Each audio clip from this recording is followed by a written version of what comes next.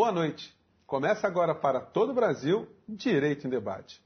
E no programa de hoje, nós vamos fazer um balanço sobre o trabalho realizado pela Comissão de Defesa, Assistência e Prerrogativas da OAB aqui do Rio de Janeiro. Vamos tratar de vários assuntos ligados à advocacia, cidadania. E quem está aqui com a gente é a presidente da comissão, a doutora Fernanda Tortman. Bom, doutora Fernanda, a senhora já esteve aqui com a gente, já está atuando aqui na comissão, ou atuou na comissão que está elaborando um projeto de reforma do Código Penal, e a atividade do advogado tem tudo a ver com isso, né? Qual a importância do advogado para a sociedade de uma maneira geral? Bom, em primeiro lugar, obrigada pela participação. É importante, né, eu vir aqui hoje para fazer esse balanço da comissão, explicar qual é o trabalho da comissão, qual é o trabalho que foi desenvolvido ao longo desses 3 anos em que eu fiquei à frente da comissão. É interessante você ter tocado nesse assunto, primeiramente, da reforma do Código Penal, né, que em princípio pode não ter a ver com a questão das prerrogativas da advocacia. Muito interessante notar, se eu não me engano, foi o artigo 300 no Código Penal, no projeto novo de Código Penal, foi inserido ali um tipo penal chamado violar prerrogativa de advogado. Interessante isso, porque mostra o quanto o legislador, e eu não estou nem dizendo se eu concordo ou não que isso deve ser crime dessa maneira, enfim, o assunto aqui é outro, mas mostra claramente o quanto o legislador considerou importante, quer dizer, o quanto essa comissão, não o legislador ainda, porque isso não foi aprovado, mas o quanto essa comissão considerou importante o exercício da advocacia, né? Violar a prerrogativa do advogado. E por que isso? Porque o advogado não defende interesses dele, é lógico, né? Não sejamos ingênuos, o advogado tem interesse pessoal também em ganhar a causa, em ganhar seus honorários, mas o advogado defende interesses de terceiros e, em muitos casos, da sociedade em geral, a partir de determinadas medidas que toma, né? Então, a partir disso, é que realmente se torna muito importante a sua função. O advogado exerce função essencial à administração da justiça. Sem o advogado, não há provocação junto ao Poder Judiciário. Então, o advogado é essencial para que a justiça funcione. A própria Constituição, né, colocou como a única profissão liberal protegida constitucionalmente é a de advogado, né, de advocacia de uma maneira geral. Como a doutora Fernanda falou, todos vocacionados, todos orientados à criação da justiça. Se o magistrado vai julgar, necessariamente tem que, se há uma acusação, só vai ter uma posição justa se houver do outro lado uma defesa. Mas a gente está fazendo aqui um programa que aparentemente pode ser local, prezado telespectador do Brasil inteiro e internauta. Mas quando a gente toca nessas questões pontuais aqui, nós estamos tocando nas questões gerais também. Então acompanhe nosso programa, você vai ver coisa muito interessante por aí. Bom, eu queria começar, doutora Fernanda, assim, ainda nessa linha, que nós temos visto aqui no Brasil inteiro, existem muitas ações rumorosas, algumas situações que chegam à mídia e são pautadas e são repisadas e tornam muitos telespectadores e muitos brasileiros, né, especialistas em direito também. Todo mundo comenta casos, enfim. E tem sido comum também advogados abandonarem os plenários de julgamento e serem sancionados pelos juízes que dizem que isso é uma infração antiética. Eu queria a sua opinião sobre isso. Veja bem, eu acho que você deve estar falando principalmente de alguns casos de júri que ficaram famosos, né, recentemente. É uma estratégia que pode ser questionável, aí depende do caso concreto, eu não vou me debruçar sobre o caso concreto.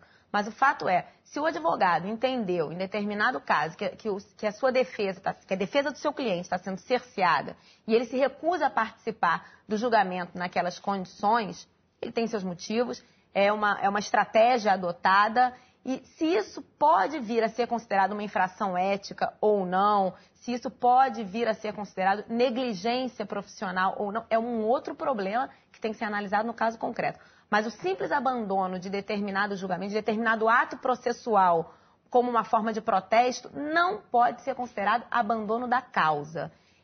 Isso, aliás, vem sendo uma atitude, de certa forma, recorrente no Poder Judiciário, e a nossa comissão, em todos os casos em que foi procurada, conseguiu suspender, revogar essas decisões de aplicação de multa processual por abandono de causa. Está previsto no artigo 265 do Código de Processo Penal. O juiz pode multar o advogado que tenha abandonado determinada causa.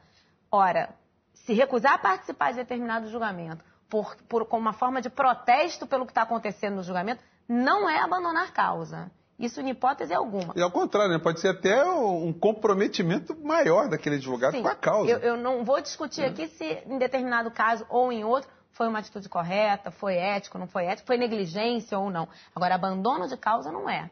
É uma opção, é uma estratégia defensiva e esse artigo 265 não se aplica a esses casos.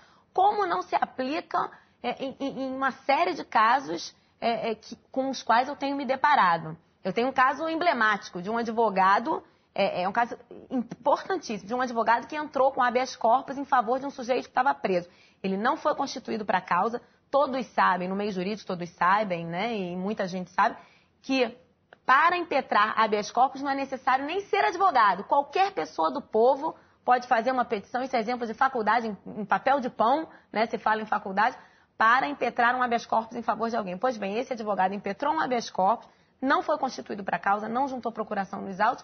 E por quê? Ele só impetrou o habeas corpus e não tomou todas as providências outras na causa, ele foi multado processualmente com uma multa dessa natureza pelo juiz ou pela juíza do caso. E nós conseguimos reverter. Nesse caso, fomos até o STJ, a comissão foi até o STJ, e nós conseguimos reverter e revogar a aplicação dessa multa. É porque esse comportamento, ele gera um certo ambiente de ameaça, né, de coação, né? Ou o advogado faz aquilo que eu estou determinando, ou senão eu vou multá-lo.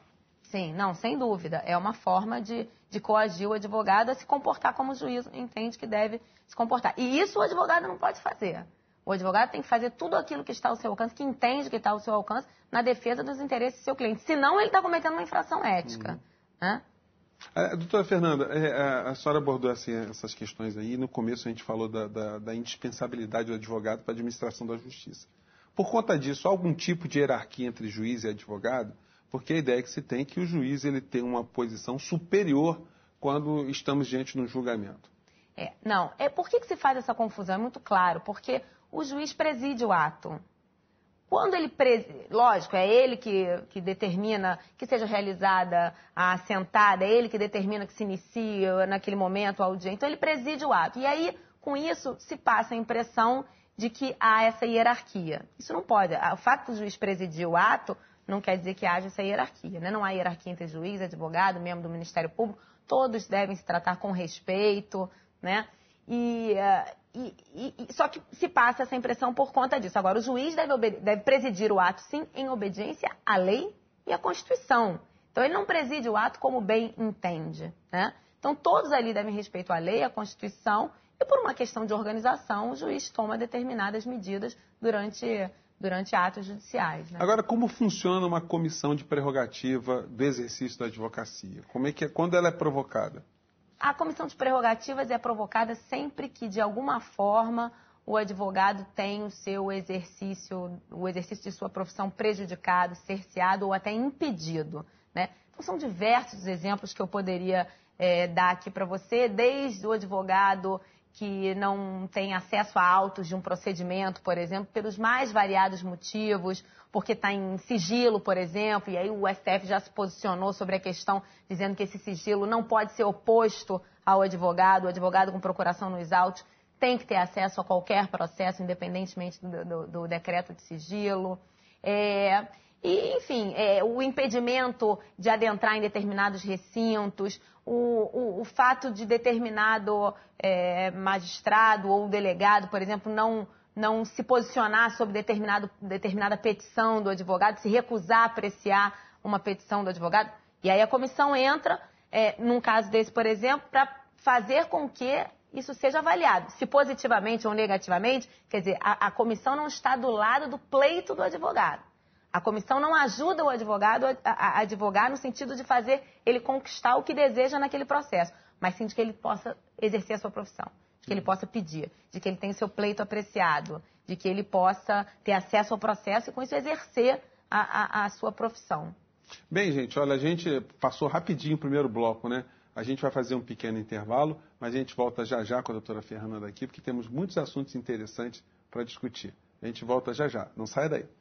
Bem, olha, o papo está muito bacana, mas infelizmente a gente vai fazer agora um pequeno intervalo. Mas é muito legal, né, ver que temos uma entidade como a OAB que está instrumentalizando cada vez mais quadros para que a gente faça da questão ambiental também uma questão de democracia no nosso dia a dia. A gente volta já já com o nosso Direito Debate. Não saia daí.